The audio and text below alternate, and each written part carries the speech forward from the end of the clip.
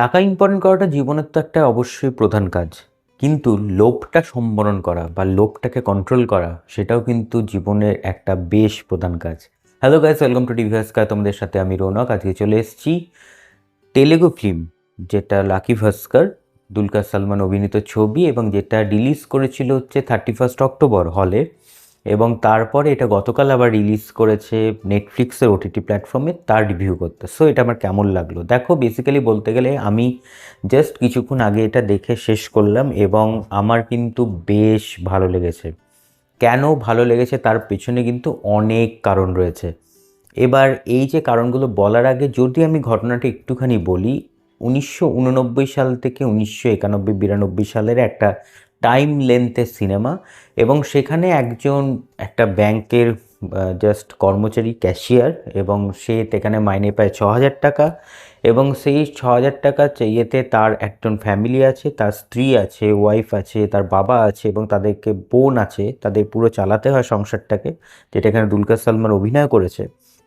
এবং তারপরে কি এমন ঘটলো যেখানে এই তার লাইফটা পুরো চেঞ্জ হয়ে গেল এবং তার স্ট্যাটাস চেঞ্জ হয়ে গেল। মিডিল ক্লাস থেকে সে পুরো লাইফ চেঞ্জ। আগে যেখানে সে একটা বসে বড়া পাও খেতে পারতো রাস্তার ধারে বসে, এখন সে 5 স্টারে গিয়ে স্যুপ খাচ্ছে, সেরকম জায়গায় চলে গেছে এবং তার লাইফ পুরো চেঞ্জ। কি ঘটলো এটার জন্য তোমাদের কিন্তু অবশ্যই নেটফ্লিক্সে গিয়ে এটা দেখতে হবে। পজিটিভ দিকে যদি আমি আসি, তাহলে প্রথমে যেটা বলার, যে এর একটা কিন্তু টাইট স্ক্রিন প্লে আছে এবং স্যাট স্যাট করে ঘটনাগুলো তোমার চোখের সামনে দিয়ে হয়ে যাচ্ছে এবং তোমার দেখতে ভীষণ ভালো লাগবে। মানে তুমি যদি একবার বসে কনসেন্ট্রেট নিয়ে তুমি সিনেমাটা দেখতে বসো, তোমার কিন্তু মনে হবে যে তুমি ছাড়তে পারবে না, তোমার বারবার কিন্তু এটাকে দেখতে ইচ্ছে করবে এবং যতক্ষণ না কমপ্লিট হবে তোমার উঠতে ইচ্ছে করবে না। এরকমই একটা স্ক্রিন প্লে। দুলকার সালমানের অভিনয় যদি আমি দিক থেকে বলি, ভাই দারুণ অভিনয় করেছে, সত্যি ভীষণ ভালো একটা অভিনয়, এবং তাকে দেখতে ভীষণ ভালো লাগছে, তার লুকসটাকে ভীষণ ভালো লাগছে।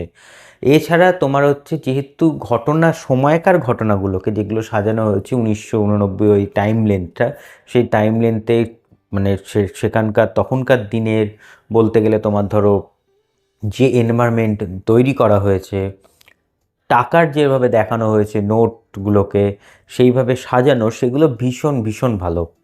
এবার নেগেটিভ দিক যদি আমি বলি, তাহলে বলার হচ্ছে এটাই যে এটা টাইম লেন্থ কিন্তু বেশ বড়, মানে 151 মিনিট, মানে প্রায় বুঝতেই পারছো 2 ঘন্টা 31 মিনিটের লেন্থের একটা সিনেমা। সো বেশ বড়, কারণ লাস্টের দিকটাকে অনেকটা টেনে হিঁচড়ে একটা বড়সড় ব্যাপার করা হয়েছে। আমার মনে হয়েছে যে ওইখানটাতে একটু কাটল করলে হয়তো ব্যাপারটা আরও একটা টাইটনেসটা থাকতো। ওভারঅল বলতে গেলে কিন্তু বেশ ভালো কাজ, এর মিউজিক ভীষণ ভালো, এডিটিং বেশ ভালো, দারুণ লাগছে, লুকস ভীষণ ভালো লেগেছে।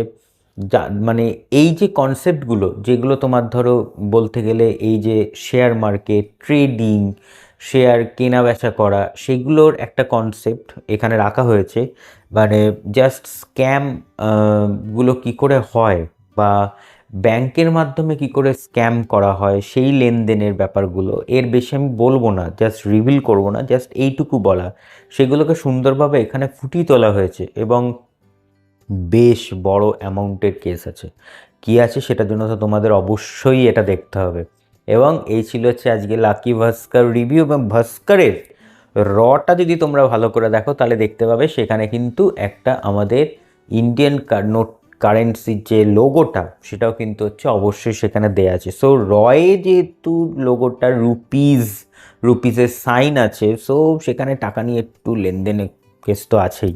সেটা কি আছে সেটা যেন তোমাদের অবশ্যই দেখা দরকার এটা। সো এই ছিল হচ্ছে আজকে লাকি ভাস্কর রিভিউ ভালো লাগলে একটা লাইক করো, শেয়ার করো, এবং চ্যানেলটা সাবস্ক্রাইব করে দিও। কেমন লাগে সেটা কিন্তু কমেন্টসে জানাতে ভুলো না। সো ভালো থাকবেন, সুস্থ থাকবেন এবং সিনেমা দেখবেন আমাদের চোখ দিয়ে। Thank you.